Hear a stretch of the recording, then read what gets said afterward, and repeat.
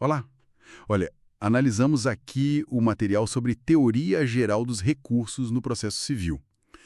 Foi bastante coisa, né? Bastante. Um tema denso, mas fundamental. Exato. O objetivo aqui é destrinchar os pontos principais, sabe? Entender o que são esses recursos, por que existem, quais as regras do jogo. Perfeito. Desmistificar um pouco essa parte do processo. Ok, então vamos lá. Basicamente, o recurso é aquela ferramenta para quando a parte não concorda com uma decisão, né? Para pedir uma nova análise. E isso é um jeito de buscar a correção de possíveis erros dentro do mesmo processo. Essencial para garantir o acesso à justiça, como o próprio CPC de 2015 reforça. Certo.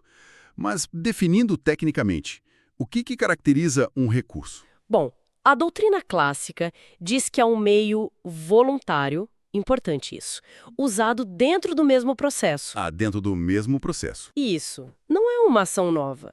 Ele busca reformar, invalidar ou até esclarecer uma decisão. Entendi. O fascinante é a natureza jurídica dele. É como se fosse um prolongamento do direito de ação ou de defesa que a parte já tinha. Não um processo novo, tipo uma ação rescisória. Exatamente. A rescisória é outra coisa. É uma ação autônoma. O recurso continua ali, naquela relação processual original. Entendi. Então não é um jogo novo, mas tipo uma nova jogada dentro da mesma partida, né? Perfeita analogia. E essa jogada tem regras bem definidas, os princípios. Sim, os princípios. Um que sempre aparece é o do duplo grau de jurisdição. O que ele significa na prática? A ideia básica é permitir que uma instância superior, um tribunal, revise a decisão da instância inferior. É uma garantia, assim, implícita na estrutura do nosso judiciário. Implícita. Não tá lá na Constituição, tipo, todo mundo tem direito. Com essas palavras, como um direito fundamental absoluto. A organização dos tribunais com instâncias de revisão concretiza o princípio, mas ele tem limites, tem exceções previstas em lei. Não é para tudo que cabe revisão automática, sabe? Entendi. E para organizar essa revisão, imagino que não dê para sair inventando recurso para qualquer coisa. De jeito nenhum. Aí entra outro princípio-chave, o da taxatividade. Taxatividade, nome de estudo, né? Exato. Só valem os recursos que estão expressamente listados na lei. O artigo 994 do CPC é claro quanto a isso. Tipo quais? Dá uns exemplos. Os mais conhecidos: apelação, que é contra a sentença, agravo de instrumento, para certas decisões no meio do processo, embargos de declaração, para corrigir omissão ou contradição. A lista é fechada, taxativa. Mas essa rigidez toda não complica? Às vezes uma decisão é meio diferente e não se encaixa direito. Olha, é uma tensão que existe, sim. O sistema busca segurança com a taxatividade, mas a vida real do processo às vezes cria situações cinzentas. Imagino. E isso conversa com outro princípio, o da unirrecorribilidade. Um recurso por decisão. Em regra, sim. Para cada decisão judicial recorrível, cabe apenas um tipo de recurso.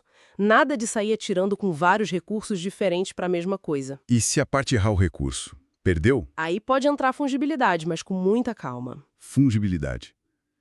Aceitar um pelo outro. Isso, mas só se houver uma dúvida razoável sobre qual era o recurso certo, sem má-fé da parte, e se o prazo do recurso correto foi cumprido. É uma exceção, aplicada com bastante cautela. Entendi. Faz sentido ter essas travas. E, para um recurso ser, digamos, aceito para análise, ele tem que cumprir requisitos, certo? Os pressupostos. Exatamente. São os filtros. A gente divide em dois grupos, intrínsecos e extrínsecos. Intrínsecos. Ligados ao direito de recorrer em si. Perfeito. São eles: o cabimento, ou seja, se aquele recurso é o previsto em lei para aquela decisão específica. Se não for, já era. Isso. Depois, a legitimidade. Quem pode recorrer? Geralmente as partes, mas também o Ministério Público, um terceiro que foi prejudicado. E o interesse. Precisa ter alguma utilidade recorrer, né? Exato. O recurso tem que ser necessário e útil para melhorar a situação de quem recorre. Se não mudar nada, falta interesse. Esses são os intrínsecos, E os extrínsecos? ligados ao exercício do direito. Isso, são os requisitos de fora, digamos. O mais famoso é a tempestividade, o prazo. Ah, os prazos. Sempre a correria. Pois é. O CPC de 2015 deu uma ajudada. Unificou a maioria em 15 dias úteis. Mas atenção, embargos de declaração continuam com 5 dias úteis. Perdeu o prazo, já era. Preclusão temporal, né? Exatamente. E tem também o preparo. Preparo. Ah, as custas. Pagar para recorrer. Isso, pagamento das despesas do recurso, quando a lei exige. Se não pagar ou pagar errado, o recurso pode ser considerado deserto. Esses pressupostos, no fundo, organizam a coisa toda. Ok? O recurso passou por todos esses filtros. E aí? Quais os efeitos que ele gera? O mais óbvio é levar a discussão para o tribunal, né? Esse é o efeito devolutivo. O nome já diz, devolve a matéria que foi impugnada para análise do órgão superior, o tribunal. Mas devolve tudo da decisão? Não necessariamente. O tribunal só vai analisar aquilo que foi pedido no recurso.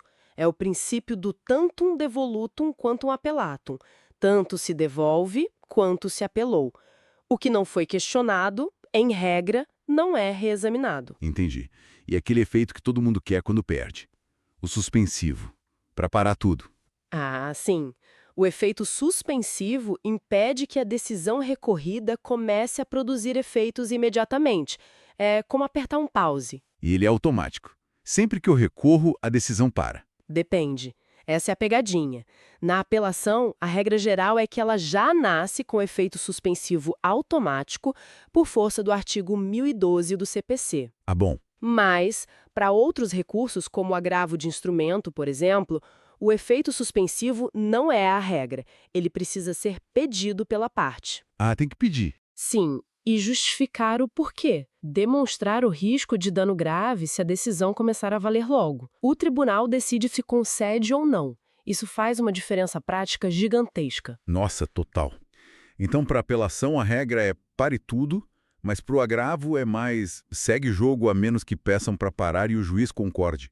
Muda tudo. Exatamente. E tem outros efeitos também, mais técnicos talvez. O translativo, que permite ao tribunal analisar matérias de ordem pública, tipo coisas muito graves, mesmo que a parte não tenha pedido. Mesmo sem pedir. Interessante. Sim, porque são questões que interessam ao próprio Estado. E tem o efeito substitutivo. Quando o tribunal julga o recurso, a decisão dele substitui a decisão original naquilo que foi recorrido. A decisão que vale é a do tribunal. Ok. E focando rapidinho nos recursos mais comuns que a gente mencionou. Apelação é contra a sentença final, certo? Correto. Sentença que extingue o processo com ou sem resolver o mérito lá no primeiro grau. O recurso cabível é apelação. E o agravo de instrumento? Esse é contra algumas decisões específicas que acontecem antes da sentença, as chamadas decisões interlocutórias. O artigo 1015 do CPC traz uma lista. Uma lista fechada ou tem alguma flexibilidade? Olha, o artigo traz um rol que, a princípio, era para ser taxativo, mas o STJ, em julgamento importante, entendeu que essa lista admite uma interpretação um pouco mais ampla, a chamada taxatividade mitigada, para casos urgentes não previstos ali. Mas a regra ainda é a lista do 1015. Entendi. E o CPC de 2015, ele trouxe mais alguma mudança para tentar agilizar esse sistema todo? Trouxe sim. Uma bem significativa foi no juízo de admissibilidade da apelação. Como assim? Antes, o próprio juiz que deu a sentença fazia um primeiro filtro. Verificava se a apelação cumpria os requisitos básicos antes de mandar para o tribunal. Uma etapa a mais. Exato. O CPC de 2015 tirou isso para a apelação. Agora ela vai direto para o tribunal e é lá que fazem essa análise de admissibilidade completa. A ideia foi eliminar essa etapa no primeiro grau para ganhar tempo. E a unificação dos prazos em 15 dias, que você mencionou, também ajuda nisso, imagino. Sem dúvida. Simplifica e reduz a chance de erro com prazos diferentes. Busca por mais celeridade e eficiência. Então, no fim das contas, o que tudo isso significa? Para mim, significa que entender essa teoria geral dos recursos é tipo conhecer as regras do jogo para poder jogar bem, né? Para buscar justiça de forma eficaz. Exatamente. Dominar esses conceitos, princípios, pressupostos, efeitos é crucial para quem atua na área. E para quem está estudando também, claro. Com certeza. E para fechar, pensando um pouco além do que a gente conversou, fica uma reflexão, né? Diante dessa busca constante por um processo mais rápido, mais célere, Até que ponto toda essa formalidade dos recursos, esses pressupostos, esses princípios, não acaba às vezes virando um obstáculo, ao invés de uma garantia para o direito da parte? Boa pergunta. Onde está o equilíbrio entre a forma e o direito em si? Exato. Ou, por outro lado, como é que o sistema de precedentes obrigatórios que a gente vê, com os recursos repetitivos, repercussão geral lá nos tribunais superiores, como isso está mudando o papel dos recursos individuais? Será que o foco está mudando? Questões para se pensar mesmo. Muda a dinâmica toda. Muda bastante. Fica aí a provocação final.